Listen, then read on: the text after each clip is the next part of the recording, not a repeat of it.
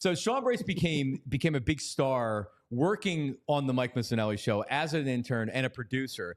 But I would say your real breakthrough moment came in August of 2009. Wow.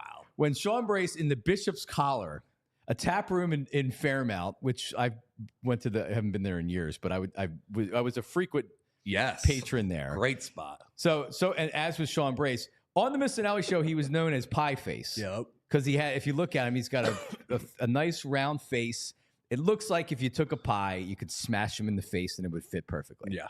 Yep. That was the theory behind Pie Face? That's correct, yes. All right. Missanelli affectionately called me Pie Face Brace. Well, you got into a heated argument, and I'm reading from Dan Gross, who used to be the page 6 of the Daily News. Do we even have a page 6 anymore? Does anybody cover gossip in this city? And that was when it was cool. That Dan Gross was the guy. He was the guy. Yes, he was the guy. I'd be eating a cheeseburger somewhere, and he would put it on there. Jon Marks of 950 ESPN had a cheeseburger. Yes.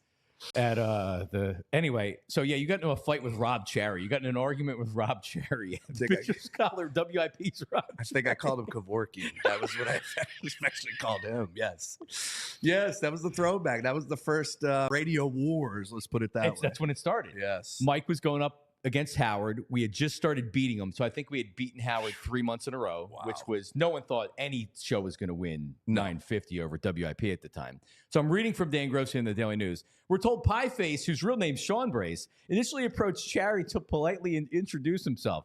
Charry, says an eyewitness, soon insulted 950 ESPN and said if the station was any good, he'd be on it. He did say that to me. Everything is true. I'm telling you right now, there's not one word in that isn't fact. And he said I was drunk. I just got there. I wasn't drunk. This is how he always is. Yeah, exactly. So I walked in, and my new buddies that were there, and they told me all the time that like certain people would Rob always would go in there. Yeah, it was a popular place for people to go. Correct. So hey, man, Rob Charry. I heard he's always there. All right, great. So I see Rob Charry and I listen. So hey man, how you doing? Sean Brace, da da da. And he said to me, "Oh yeah, you're over there. If you guys were any good, I'd be over there. That should tell you how it is." And I'm like, okay, dude, like relax. And then next thing you know, something else was said, and that's when I like, all right, dude, like shut up. You know, who are you right now talking to me? And I'm a young whippersnapper in 2009. Good, that's an eternity ago. You were a 20-something-year-old at the time. Obviously. So I'm reading from Dan Gross's column here, again in the Daily News. We hear the conversation escalated into Pie Face, calling Charry a seasucker. They did. Definitely did, yeah. It says it in the paper. Yep. And telling him that he says one more crossword about 950 ESPN, they would take it outside. I did. Something along the lines of we could discuss this outside if you want, you know, just full bravado, don't care, you know, just a different world. But yes, that was funny and walked in and Rob Charry was a complete DB. And by the way, I've spoken to Rob about this. I got to know Rob at WIP. He's a sweetheart. Rob is a great guy. Yeah, I love Rob Charry. That night, you stood up for the radio station.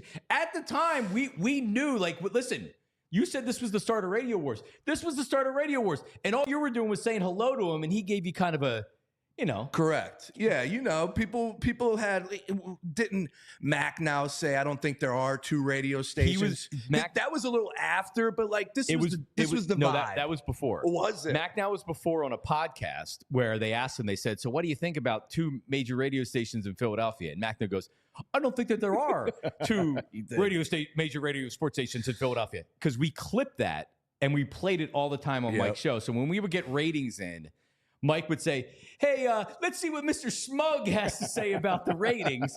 I don't think that there are two major radio sports stations in Philadelphia. We played it over and over. And one time, Mike was just crushing Glenn. And who calls in on the line during a commercial break? You were there that day. Glenn called in. No. They put him on hold. I grabbed it, and he thought Mike answered, like picked it up. And I'm like, yo. And he's like, what are you doing, babe? You're killing me. And I'm like, hang on. We tried to put him on the air. He obviously hung up. But that would have been the original great. Radio Wars. Yeah, that would have been great. Excellent stuff there. I love it. All right. Throwback Thursday, baby. Oh, my God. Yeah, like when we didn't have now we have families. Yes. Now we have bills. Now we have wives.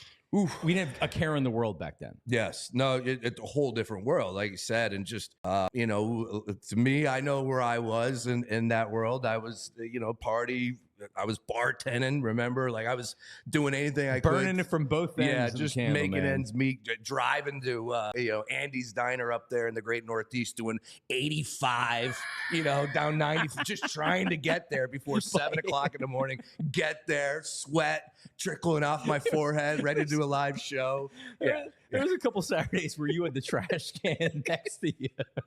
I remember this one back, it happened. It is what it is. You learn from those mistakes. But that's what made that show great. Yeah. I'll say this. We'll get into some sports. Tyler has what happened last night here. That I always hear from people, and it makes me feel so good because it was the people like, I used to love you and Sean. Like it was the first younger show. Yep. JP down the hall there that works on Anthony's show, he came up and said, I used to listen to you and Sean all the time. We had a loyal following. And we were the first show that had younger guys that weren't the old newspaper writers or the old guard at WIP or whatever. Yep. We were the first young show where people were like, I like these guys. These guys are like us. And it worked. It really did. It did work. And Saturday was definitely a different vibe than Monday through Friday. We were a little relaxed. Much better. Even though Nahagan called me one time in the middle of a show going, are you high?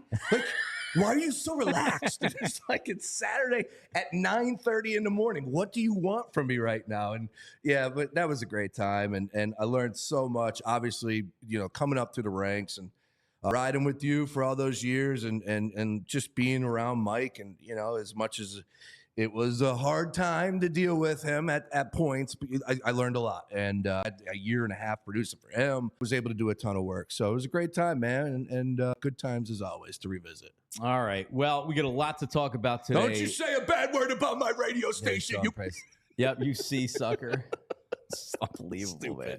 So stupid. And I couldn't find it, but there was an animated caption of a guy getting a pie in the face in the Daily News to go with the article. That was good.